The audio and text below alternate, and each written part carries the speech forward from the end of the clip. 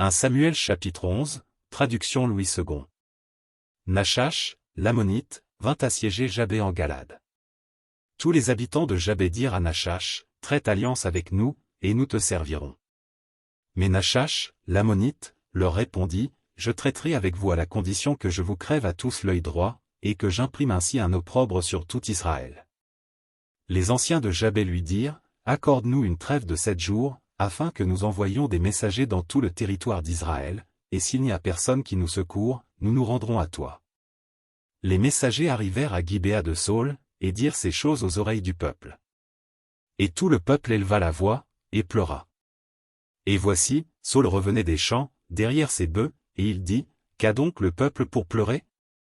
On lui raconta ce qu'avaient dit ceux de Jabé.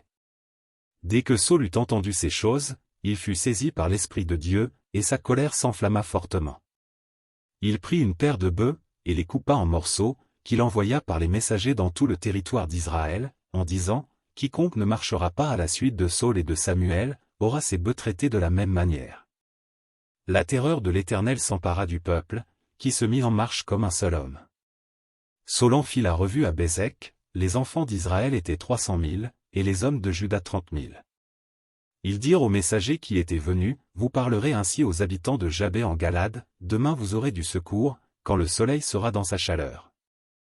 Les messagers portèrent cette nouvelle à ceux de Jabé, qui furent remplis de joie.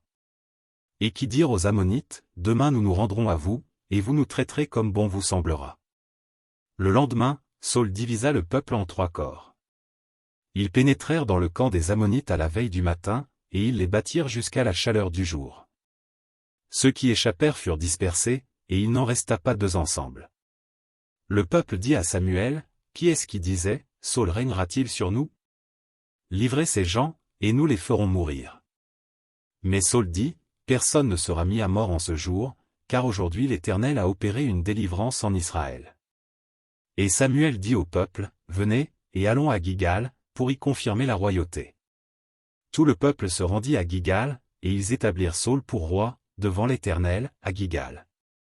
Là, ils offrirent des sacrifices d'action de grâce devant l'Éternel, et là, Saül et tous les hommes d'Israël se livrèrent à de grandes réjouissances.